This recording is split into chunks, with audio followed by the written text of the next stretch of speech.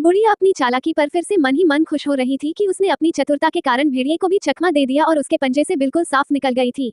अब उसे शेर की परवाह नहीं थी। मटका लुढ़कता हुआ उसी तरह आगे बढ़ रहा था। अब बुढ़िया आराम से बैठी हल्की हल्की नींद में सो रही थी, इसलिए उसकी आंख भी लगने लगी भी।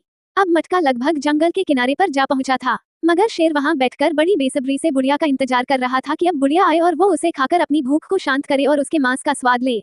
अचानक शेर की नजर सामने से लुढ़कते हुए आ रहे मटके पर पड़ी।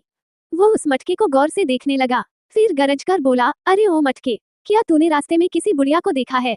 शेर की दहाड़ सुनते ही बुढ़िया की आंख खुल गई। उसका दिल जोर जोर से धड़कने लगा। उसने अपने आप पर काबू पाते हुए सहमे हुए स्वर में जवाब दिया, चल मेरे मटके टिम्बकटू, कहाँ की बुढ़िया कहाँ का तू? शेर ने बुढ़िया की आवाज को अच्छी तरह से पहचान लिया। उसने अपने पंजे से मटके पर जोरदार वार किया। एक पल में ही मटके के 2 टुकड़े हो गए। बुढ़िया मटके से बाहर निकल आई तो शेर ने दहाड़ कर कहा, आह, अब मैं तुम्हें आसानी से खा सकता हूँ। लेकिन बुढ़िया पलक झपकते ही नीचे की तरफ झुक गई। उसने जमीन से मुट्ठी भर मिट्टी उठाई और शेर की आंखों में झोंक दी। शेर जोर जोर से चिल्लाने लगा, मुझे तो कुछ भी दिखाई नहीं दे रहा है। इतना सुनते ही बुढ़िया जल्दी से वहां से भाग ली और दौड़ते हुए वह जल्दी ही जंगल से बाहर निकल गई।